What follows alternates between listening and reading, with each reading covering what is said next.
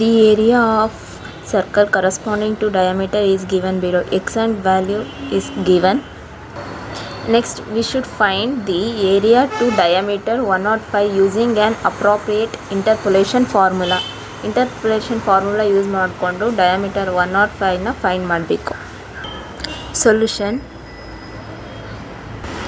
Since x is equal to 105 is close to end the table value, so hence we have to apply Newton's backward interpolation formula. We have to apply Newton backward interpolation formula.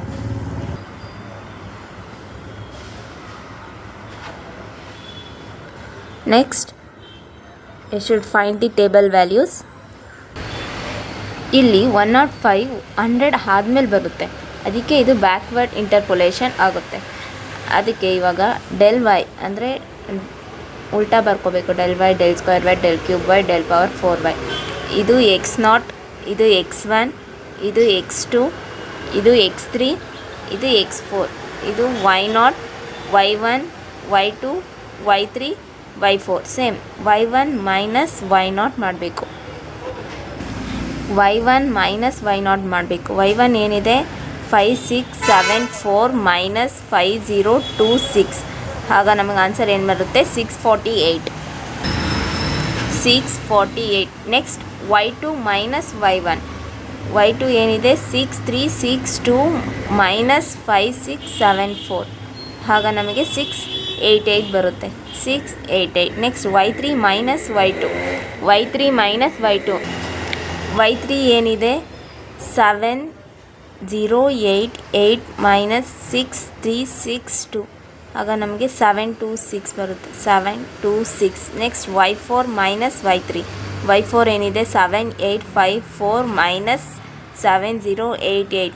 ಆಗ ನಮಗೆ 766 ಬರುತ್ತೆ. Next ಇದು y0 ಆಗುತ್ತೆ, ಇದು y1, ಇದು y2, ಇದು y3. Next same procedure y1 minus y1 ಏನಿದೆ 688 minus 648. ಆಗ ನಮಗೆ 40 ಬರುತ್ತೆ. Next y2 minus y1 726 minus 688. ಆಗ ನಮಗೆ 38 ಬರುತ್ತೆ.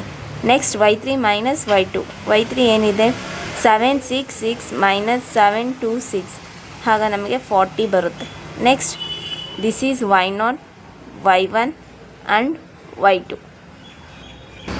Next same y1 minus y0 38 minus 40.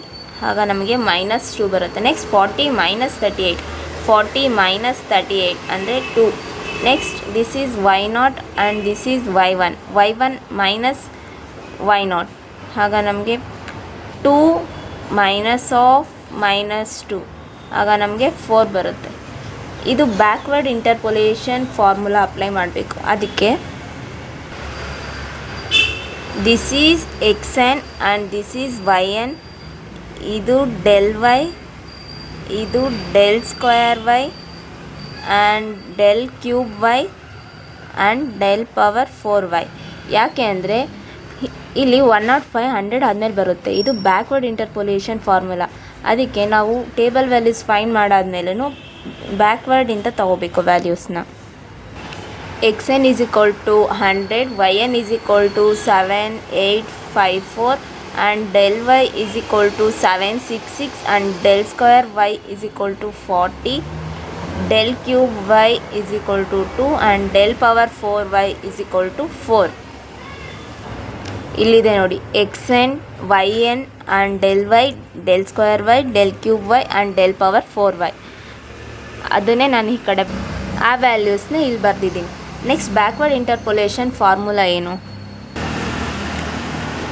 y is equal to yn plus p of del yn plus p of p plus 1 divided by 2 factorial del square yn plus p of p plus 1 into p plus 2 divided by 3 factorial into del cube yn plus p of p plus 1 into p plus 2 into p plus 3 divided by 4 factorial into del power 4 yn. ಇವಾಗ p find ಮಾಡಬೇಕು. p is equal to x minus xn divided by h.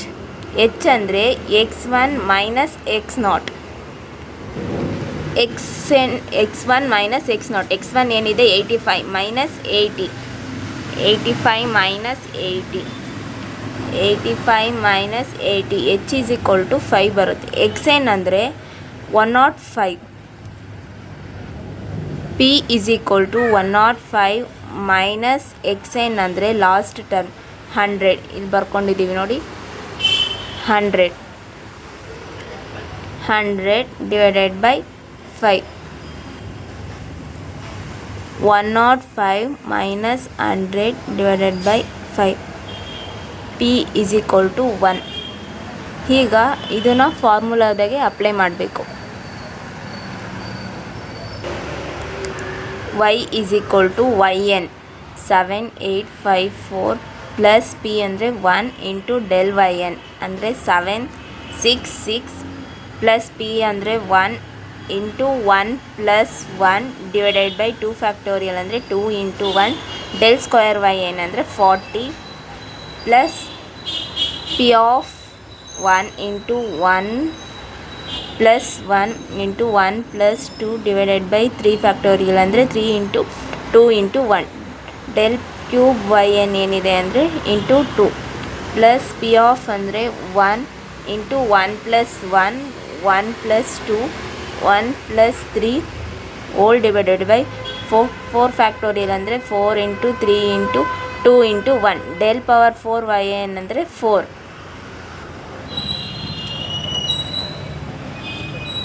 Seven 854 plus 1 into 766 ಆಗ ನಮಗೆ y is equal to 8620 ಬರುತ್ತೆ. Plus 1 into 1 plus 1 divided by 2 into 1 into 40 ಆಗ ನಮಗೆ 40 ಬರುತ್ತೆ. Plus 40 plus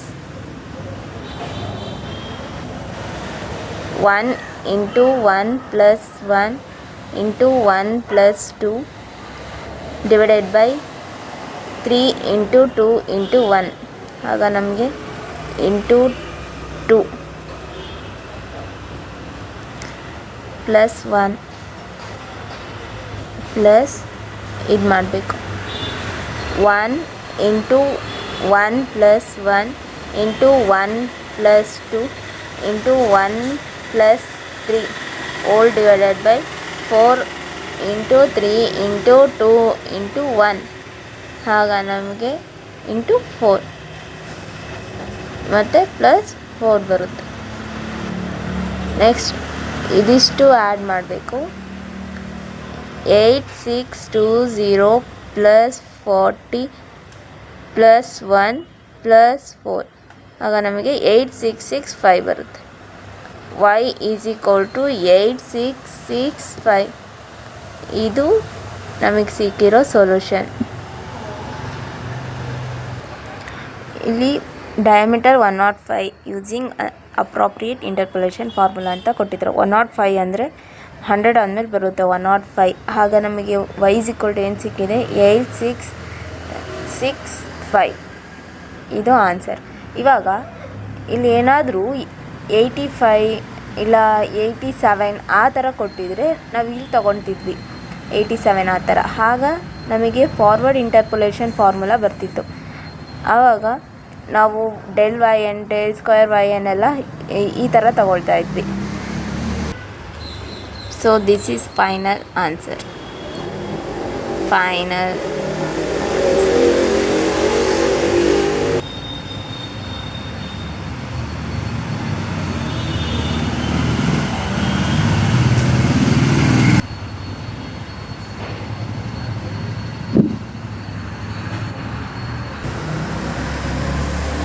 you can write in this way.